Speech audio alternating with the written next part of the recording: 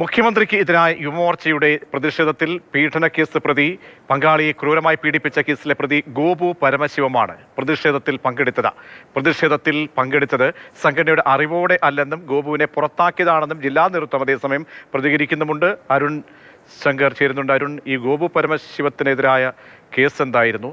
ഇന്നിപ്പോൾ സമരത്തിൽ പങ്കെടുക്കുമ്പോൾ BJP നേതൃത്വം എന്താണ് പ്രതികരിക്കുന്നത്?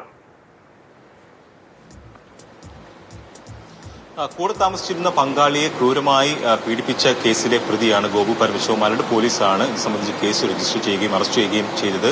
ഈ കേസിൽ ഉൾപ്പെട്ട ഗോപു പരമശിവത്തെ അന്ന് സംഘടനയിൽ നിന്ന് പുറത്താക്കിയിരുന്നു.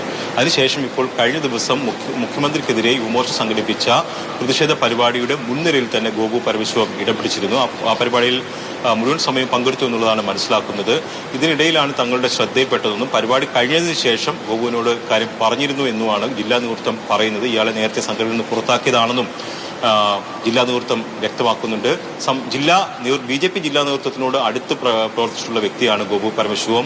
ഒരു ഓഫീസ് ജീവനക്കാരെയും ഗോപുവിനെതിരെ പരാതികൾ ഉന്നയിച്ചിരുന്നു. അവരുടെ ജോലി നഷ്ടപ്പെടാൻ കാരണം, ജില്ലാ ഓഫീസിലെ ജോലി നഷ്ടപ്പെടാൻ കാരണം ഗോപു പരമശിവമാണെന്നുള്ള ആരോപണമായിരുന്നു അന്ന് ഉന്നയിച്ചത്. അങ്ങനെ അന്ന് ഗോപു പരമശിവത്തിന് എല്ലാ സംരക്ഷണവും BJP ജില്ലാ നേതൃത്വം നൽകിയെന്നും അന്ന് ആ പെൺകുട്ടി ആരോപണം ഉന്നയിച്ചിരുന്നു. അങ്ങനെ ജില്ലാ BJP നേതൃത്വവുമായിട്ടും ഒക്കെ തന്നെ വലിയ അടുപ്പമുള്ള ഗോപു പരമശിവമാണ് ഇന്നലത്തെ ഈ പ്രതിഷേധ പരിപാടിയിൽ പങ്കെടുത്തത്. അത് തുടക്കം മുതൽ അവസാനം വരെ പങ്കെടുത്തു എന്നുള്ളതാണ് മനസ്സിലാക്കുന്നത്.